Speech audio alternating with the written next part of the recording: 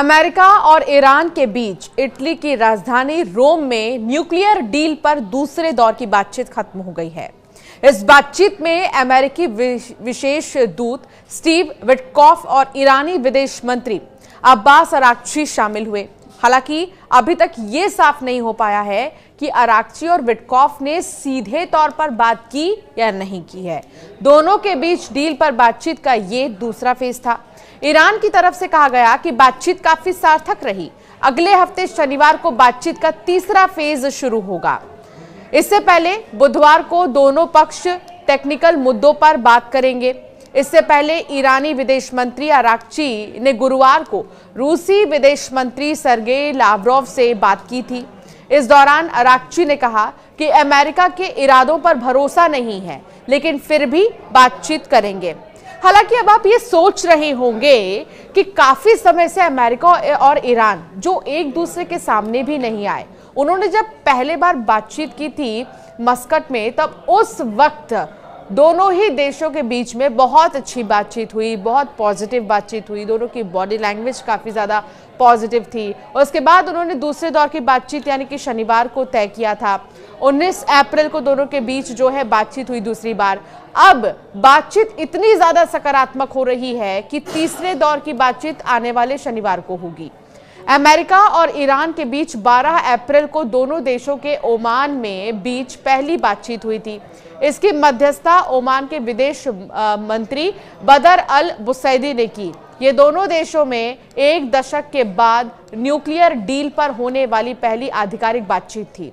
राष्ट्रपति Donald Trump Iran को nuclear programme नहीं छोड़ने पर खामियाजा भुगतने की धमकी दे चुके हैं।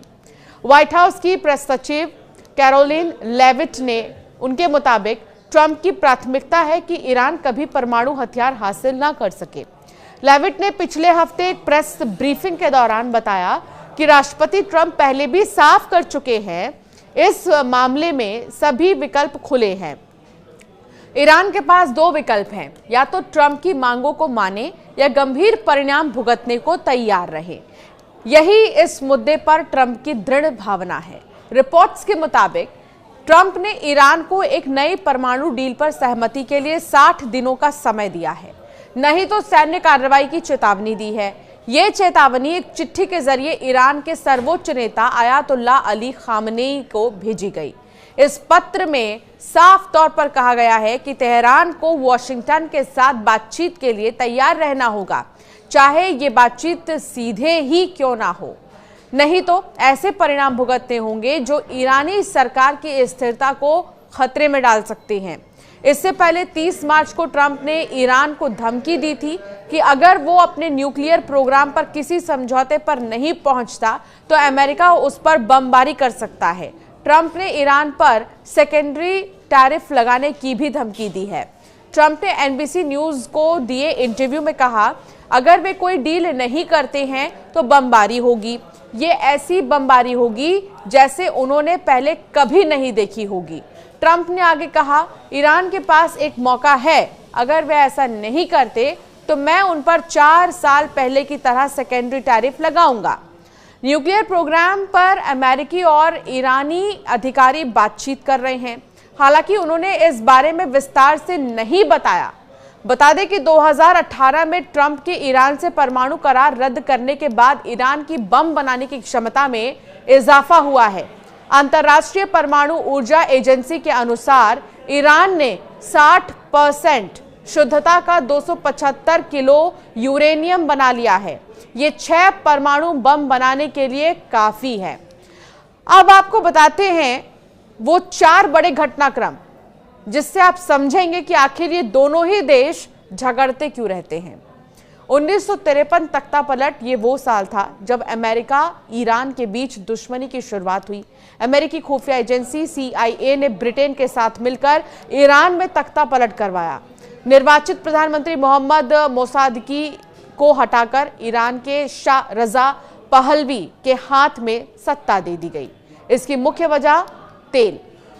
बता दें कि तेल के उद्योग का राष्ट्रीयकरण करना वो चाहते थे।